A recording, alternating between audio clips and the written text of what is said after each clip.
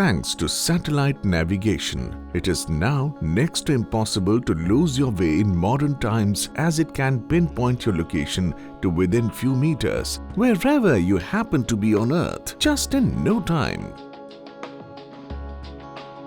The Indian Regional Navigation Satellite System, now called the Navigation with Indian Constellation or Navic, provides the users of the Indian subcontinent extending to 1,550 kilometers around the Indian landmass with a position accuracy of better than 10 meters and a timing accuracy of better than 40 nanoseconds on a 24/7 all-weather basis.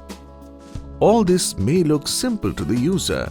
However, in the background is operating a very complex process, starting with the satellites up above the world and ending with the users with the receiver devices on ground. And connecting the two is the lifeline of any satellite navigation system, the control stations on ground.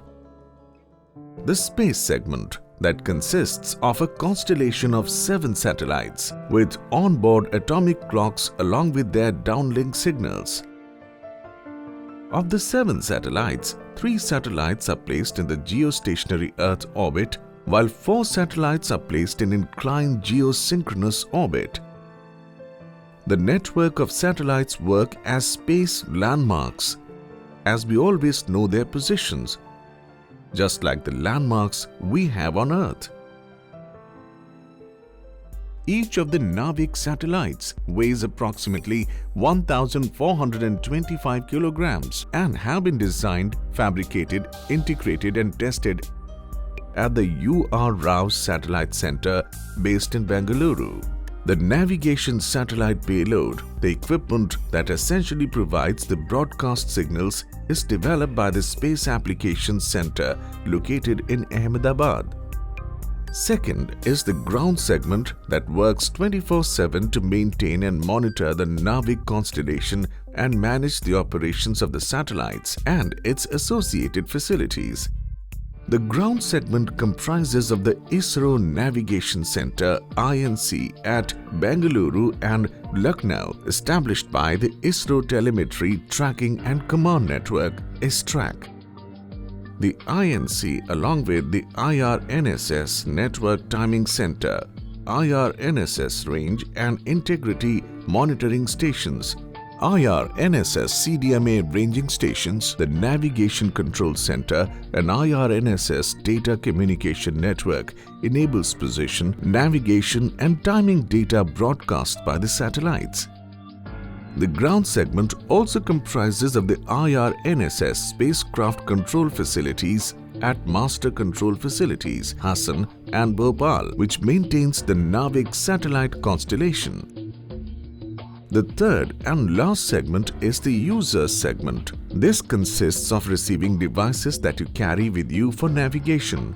All the 3 segments work together to provide position, navigation and timing service to the users, be it on the surface or above it. The IRNSS satellites transmit a time-stamped radio signals in 2 different frequencies at 1176.45 MHz and 2492.028 MHz respectively, which helps in providing timing information to the receiver for acquiring the signals. For time accuracy, the satellites transmit their signals controlled by onboard atomic clocks, which have a stability of better than 10 to the power minus 13. This means that unlike the ordinary clocks, which tend to lose or gain a few seconds after a few days, this atomic clock is stable enough not to lose or gain even 1 second for almost 10,000 years. It has to be so accurate because even an error of 10 nanoseconds could lead to a degradation of position accuracy by about 3 meters. These rubidium atomic frequency standards (RAFS) are used for accurate time stamping of navigation signals. The ground-based IRNSS receivers sense the time-stamped signals emitted by IRNSS satellites. On ground at the ISRO Navigation Center, the IRNSS network time is generated through an ensemble of active hydrogen masers, cesium clocks, and passive hydrogen masers. The INC ensures that all the onboard clocks are synchronized to the IRNSS network time. The IRNSS network time is in turn steered to Indian Standard Time IST, generated by the National Physical Laboratories, New Delhi, who are the official timekeepers of the nation. The IST has the required accuracy, stability, and traceability to the universal time. The IST division of NPL generates time and frequency traceability to ISRO through a two-way satellite time and frequency transfer TWSTFT system, which is used for comparing two remote clocks with an accuracy of about 1 nanosecond. TWSTFT signal is transmitted in the Ku band from one station to other station using a geostationary satellite GSAT-8 spacecraft. The INC gets one-way ranging data from IRNSS range and integrity monitoring stations located in 16 different sites spread across the country, including Port Blair and Lakshadweep, and one located outside the country in Mauritius. INC also gets two-way CDMA ranging data from stations located at 4 different locations, one each at Hassan, Bhopal, Jodhpur and Shillong, which are equipped with an 11-meter full-motion antenna system to achieve better accuracy in orbit determination.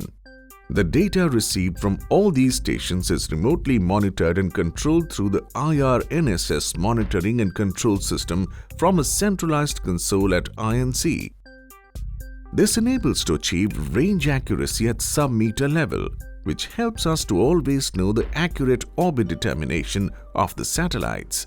International laser ranging data is used for the purpose of calibration. INC generates the navigation data that needs to be broadcast by the Navic satellites. All elements of the IRNSS ground segment are linked through reliable communication links called the IRNSS Data Communication Network. The mirror facility called INC2 is also operational at Lucknow. This will ensure redundancy and uninterrupted availability of the Navic system.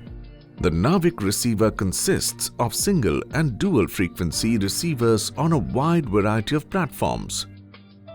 All ISRO networks like MCF, IceTrack, SHAR, NAV use Navic timing receivers for network time synchronization, satellite launch and tracking operations.